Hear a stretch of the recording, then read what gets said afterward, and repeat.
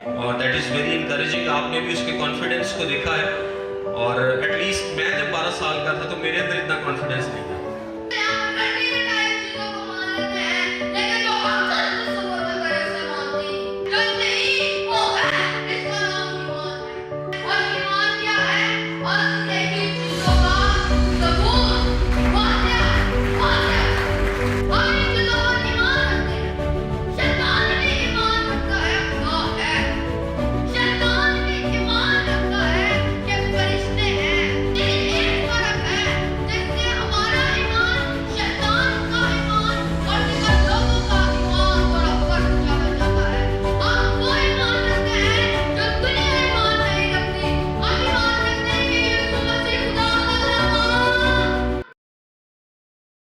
हम उसको मौका देंगे कि वो ज़रूर कलाम में से कुछ देर के लिए शेयर करें।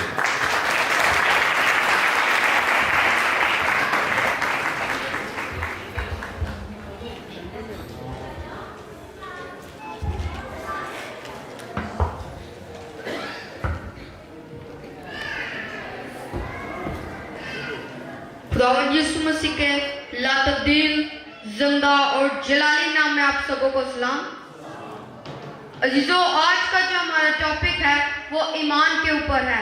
आज हम जानेंगे कि कैसे ईमान अमल के बगैर मुर्दा है।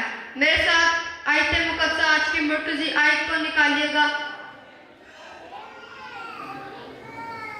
याकूब नबी के नाम लिखा गया आम खत, उसका दूसरा बाब और 17वीं आयत। The book of Jacob, chapter number 2, verse number 17.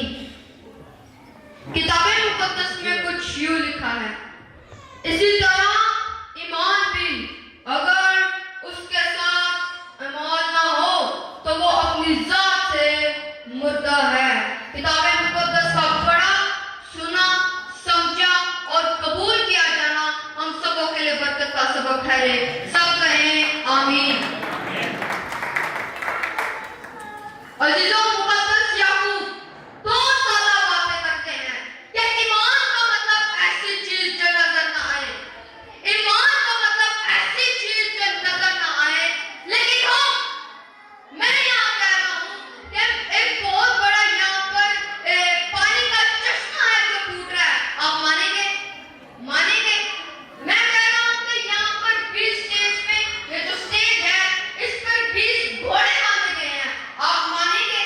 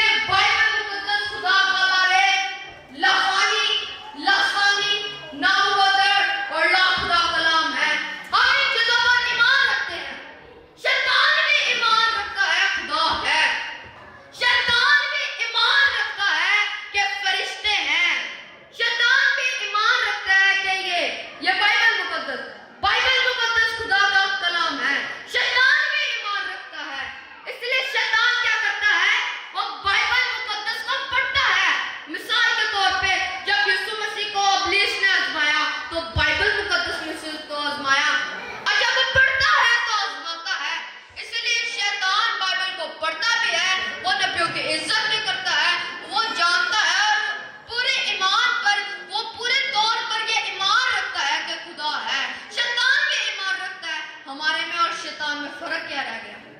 लेकिन एक फर्क है जिससे हमारा ईमान, शैतान का ईमान और दीगर लोगों का ईमान थोड़ा फर्क जाना जाता है। हम वो ईमान रखते हैं जो दुनिया ईमान नहीं रखती। हम ईमान रखते हैं कि यीशु मसीह खुदा ताला का आसमान के तले, जमीन के ऊपर आदमियों में से किसी दूसरे को कोई नाम नहीं बख्शा गया जिसके वसीला से हम निजात पाए। एक ही नाम है, वो नाम यीशु नाम।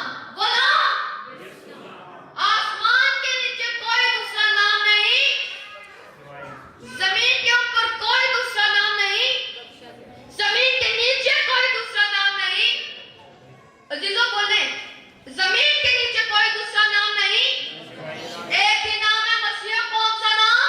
यीशु नाम। और यीशु नाम है जिस पर हमारी जानें भी कुर्बान है, क्योंकि यीशु नाम में निजात पाई जाती है।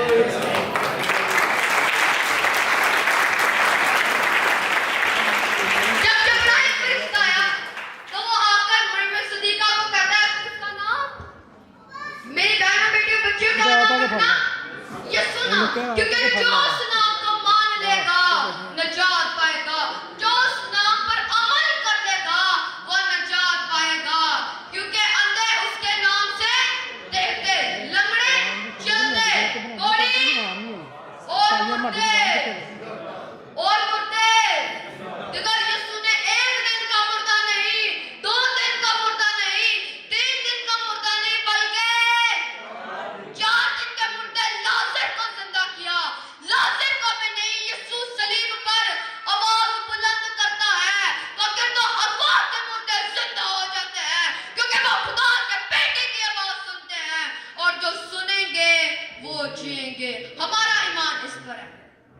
आगे जब हम बढ़े तो हम बाइबल मुकद्दस में से एक खातून के बारे में जानेंगे, एक औरत के बारे में जानेंगे।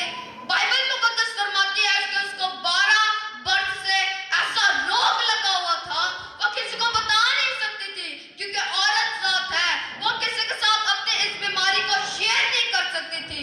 अंदर का उसके पास जितना पैसा था, वो बहुत अमीर औरत थी, और जितना उसके पास पैसा था डॉक्टरों पर, हकीमों पर लगा चुकी थी, लेकिन उसकी बीमारी का उसको इलाज नहीं मिला। एक दिन उसने किस्से की बाबत सुना कि एक शख्सियत है जो लंगड़ों को चला देती है, एक शख्सियत है जो अंधों को आंखें देती है, एक शख्सियत है जो कोढ़ियों को पाक साफ कर देती है। सुना है उसने लाजर को जिंदा किया, सुना है उसने नाइन शहर की बेवा के बेटे को जिंदा किया, सुना है उसने यायर की बेटी को जिंदा किया। तो मैं उसके पास अपने इस मसले को लेकर जाऊंगी, वो मुझे भी चंगा कर देगा। अगर वो इतनी कर्मी वाला है, अगर वो इतनी ताकत और कुदरत रखने वाला खुदा का बेटा है, तो वो मुझे भी इस रोग से चंगाई, शिफा दे सकता है। ईमान ले आई, सुनी बातों पर ईमान ले आई, और ईमान सुनने से पैदा होता है, और सुनना खुदा के कलाम से, और सुनना खुदा